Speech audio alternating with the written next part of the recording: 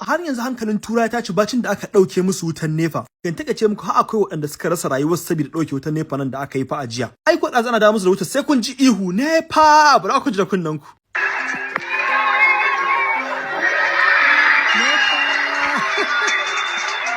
Ashe ba a Najeriya kaɗai ake cewa nefa ba.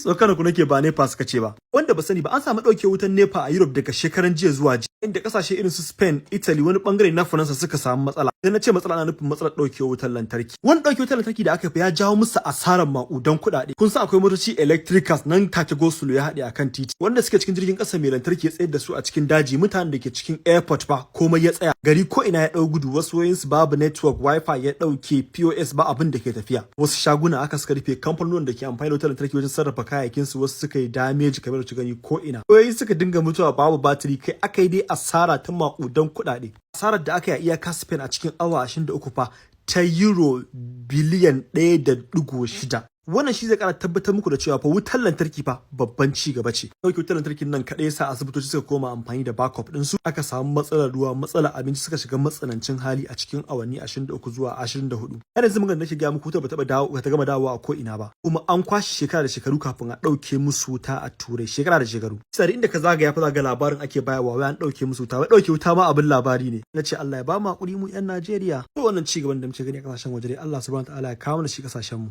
Allah ya samu dace. Zargin da shugaban kasar Najeriya ya tabbata. Duk da wasu daga cikin gwamnati sun fito sun ce ba haka bane, zargin ba shi da tushe. Ciki har da Bulama Bukarti. To yanzu na so mu duba mu gani Bulama Bukarti da gwamnatin Najeriya ne suka fi gaskiya ko kuma shugaban kasar Nijar Abdulrahman Tani. To yanzu bari mu fara duba bangaren shugaban kasar Nijar. Ni na farko da yake kara karfafa zargin shugaban kasar Nijar shine na farko dai a Najeriya muke. Mun san cewa komai ka iya faruwa. Dan dalili na biyu shine mun gani cewa lallai yan Boko Haram sai ƙara ƙarfi suke yi. Sannan shugaban ƙasar Nijar ya ce ai yan Boko Haram din ma har makamin harba jirgi an ba su. Bulama Bukarti da gwamnatin Najeriya sun ce ba haka bane. To amma wani hangari ba gudu ba. Tun daga lokacin da shugaban ƙasar Nijar ya yi wannan maganar kawo yanzu ba a taɓa kai wa yan Boko Haram hari ta jirgi ba. To kaga babu yadda za a yi a gane cewa suna da abun harba jirgi ko kuma ba su da shi. Saboda haka anan ma shugaban ƙasar Nijar ya yi gaskiya. Abu na gaba shine tun lokacin da shugaban kasar Najeriya ya hau mulki yake zuwa Faransa ba a dadewa bai je ba, don kuwa daga hawa mulkin sa zuwa yanzu ya je kasar Faransa ya kai sau 6. Wannan ma dalili ne da yake nuna zargin shugaban kasar Nijar gaskiya ne. Sannan shugaban kasar Nijar ya zargi Faransa ta yi alƙawarin bayar shugaban kasar Najeriya Bola Tinubu wasu kuɗaɗe don kafa sansanin soji a dajin Baga da ke jihar Borno, inda suka tafi da ministan tsaro Muhammad Badar Abubakar da kuma gwamnan CBN. Sannan Bulama Bukarti da yake cewa wannan sansanonin babu su shekara nawa akwai yankunan da a jihar Borno a hannun yan Boko Haram yake, babu wanda yake shiga, ba wanda ya san me yake faruwa a wajen.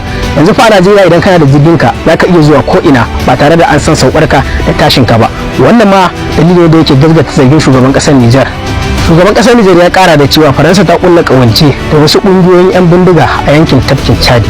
Sannan kwanan nan mun gani cewa gwamnan jihar Borno Umar Babagana Zulum ya fito ya bayyana damuwarsa kan yadda yan kungiyar Boko Haram ke sake taruwa a Tambus da ke yankin tafkin Chadi. Yanzu ku faɗa mana tsakanin gwamnatin Najeriya da gwamnatin Nijar wa ya fi gaskiya? Ku faɗa mana ra'ayinku a comment section. Assalamu alaikum wa rahmatullahi ta'ala wa barakatuhu. Al'ummar mu na Nijar, barkamu da yau, barkamu da wanga lokaci da muke ciki. Kamar yadda kun ka sani dai ni ne dan uwanku Idrisa Yakubu, wanda kun ka sani da Idrisa Madaki.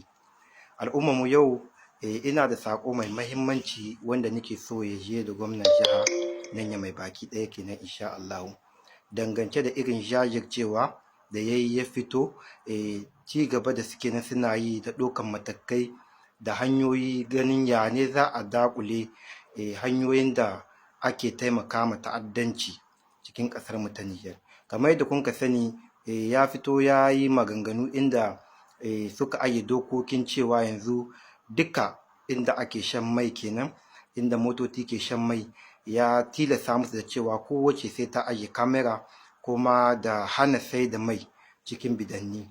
To insha Allahu mai girma gwamna na jihar Nyamai kenan, abinda muke son mu dan ƙara ma, saboda muna son wannan sako ya kai gare ka, abinda muke son mu dan ƙara ma dangance da waɗannan hanyoyi shine a ci gaba da ƙoƙarin da ake na ana yi, kuma a mai da idanu da hankali sosai dangance da wannan hanyoyin, saboda ka san shi mutum in an ka ce ma maƙiyinka ne, to duk lokacin da ka taushe mai wata hanya shi kuma zai yi ƙoƙarin ya buɗe wata hanya ne.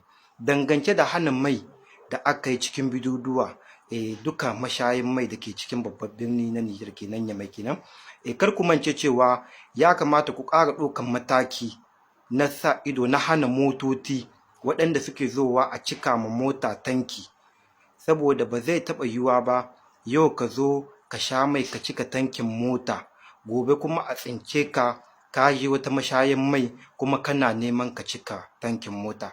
Kenan nan ma ya kamata a mai da hankali sosai da irin waɗannan abubuwa. Kuma akwai motoci waɗanda yawancinsu suna ɗaukan mashayin mai kusan tankuna guda 2.